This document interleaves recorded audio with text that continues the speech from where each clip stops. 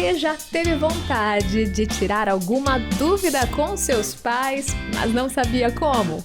Com base bíblica, viemos trazer a resposta para suas dúvidas, em uma conversa leve e descontraída, de pai para filha.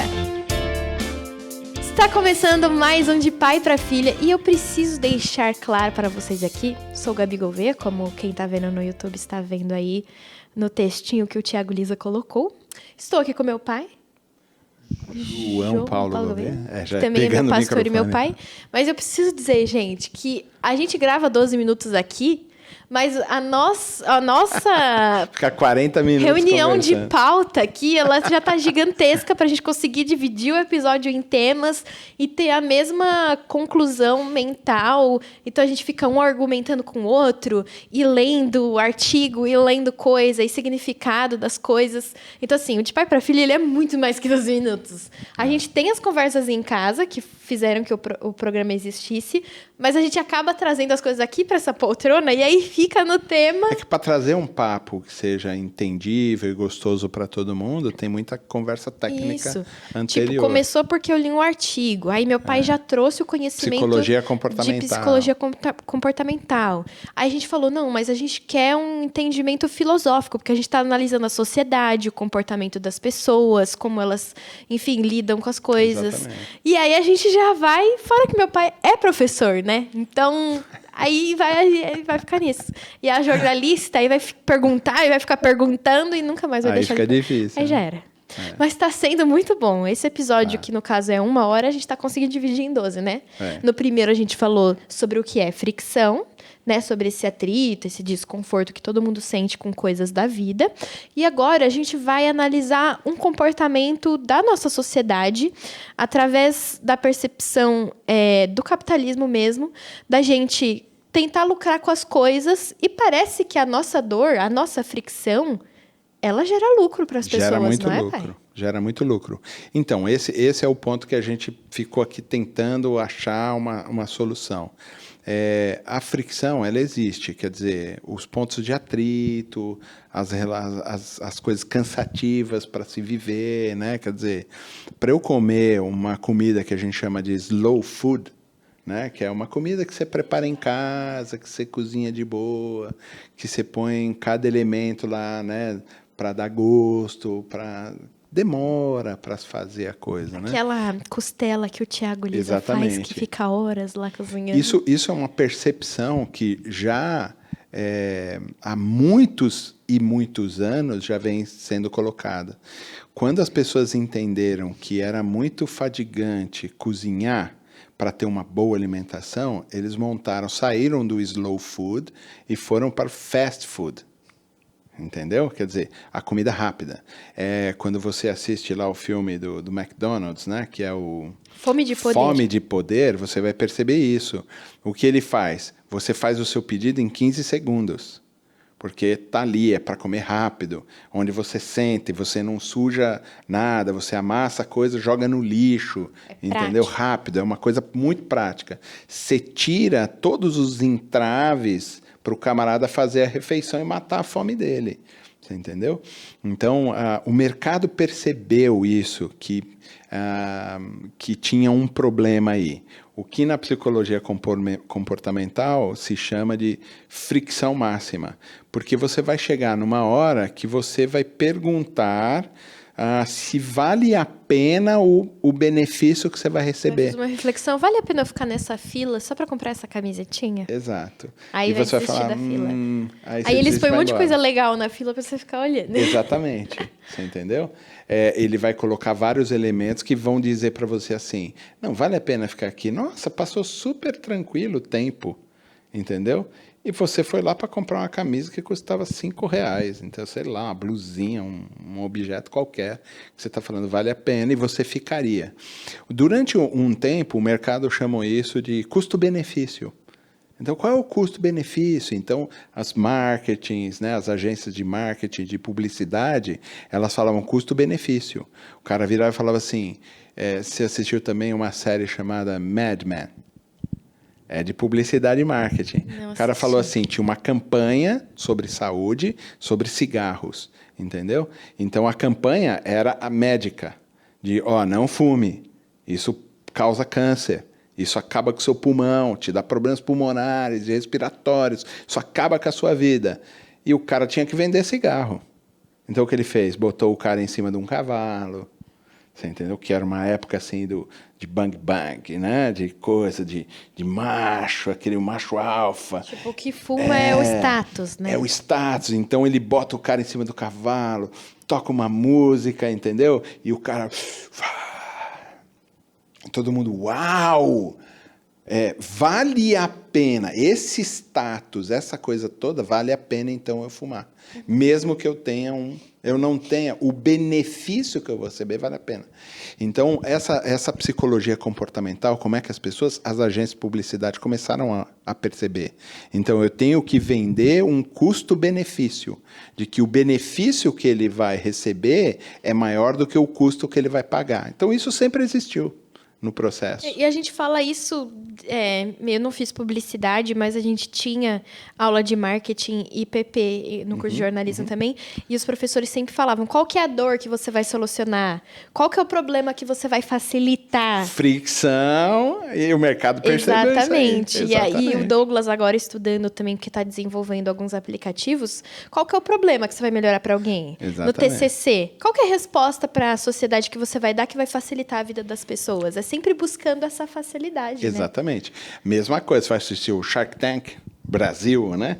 Todo mundo, eles também estão falando isso. Mas qual a sua facilidade?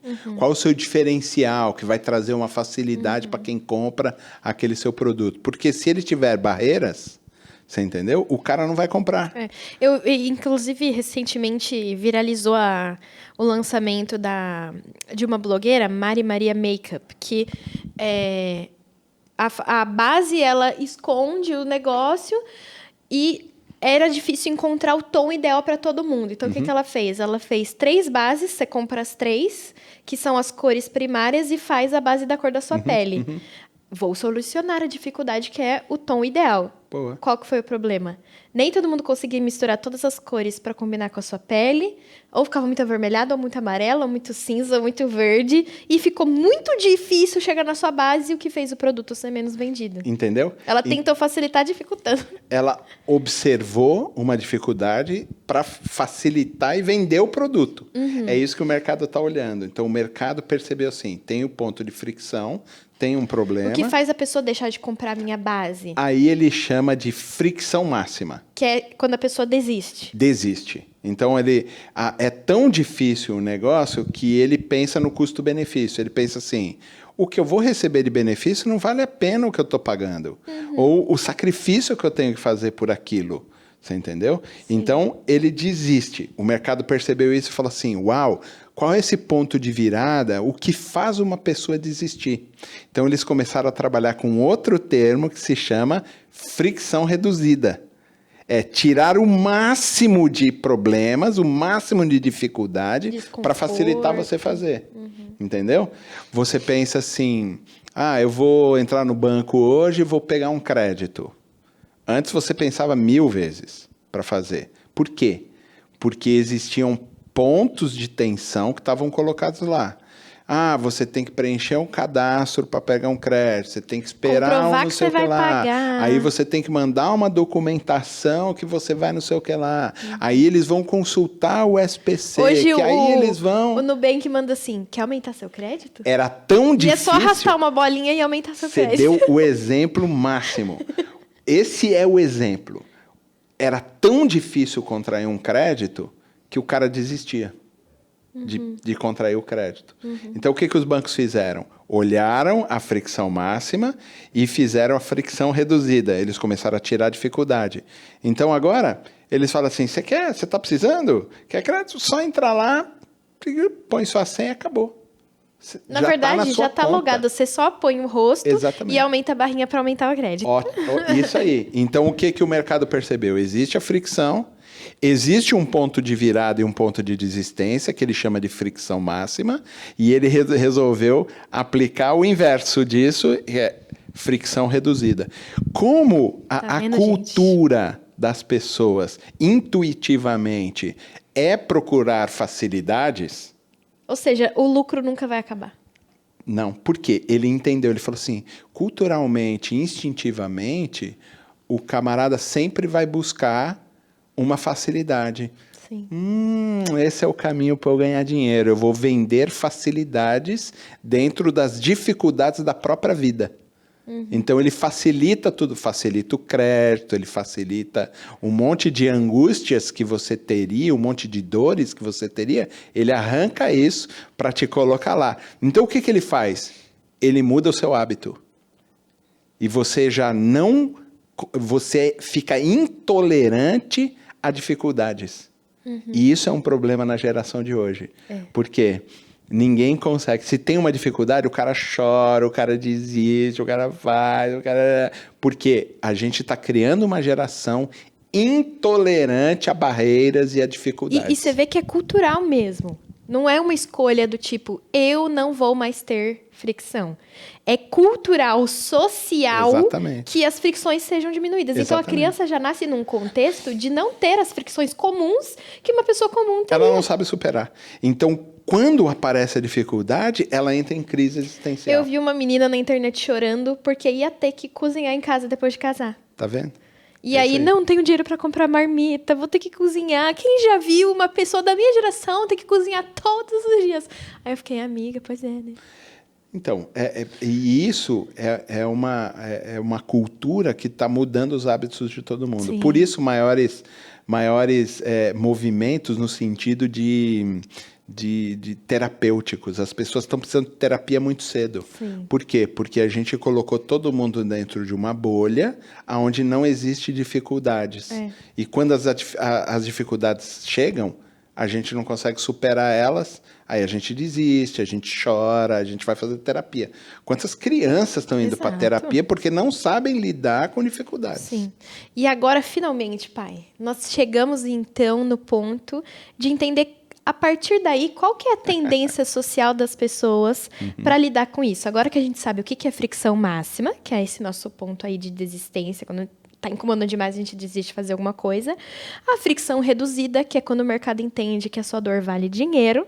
E qual que é a tendência comportamental das pessoas? Porque depois da pandemia, a sociedade mudou, a gente começou a analisar o mercado, como que as coisas estão reagindo às nossas emoções, as pessoas estão realmente recorrendo mais a terapias. Então, qual que é a tendência das pessoas a partir daí? Qual que vai ser a nossa tendência com esse entendimento? No próximo episódio, é isso que a gente vai trabalhar em um termo que está sendo muito usado, que você viu lá na matéria do The Guardian, que é friction maxim, isso. Que é maximização da fricção ou da dificuldade para mudar comportamentos. A gente vai falar isso no próximo episódio. Pode ser que a nossa dor ela valha mais para a gente do que para as empresas. Exatamente. Para as empresas não vale, porque você desiste e para de comprar.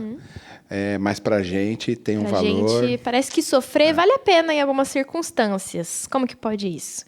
Semana que vem a gente volta, tem episódio novo toda quarta-feira, tá bom? De pai para filha, realização Transmundial.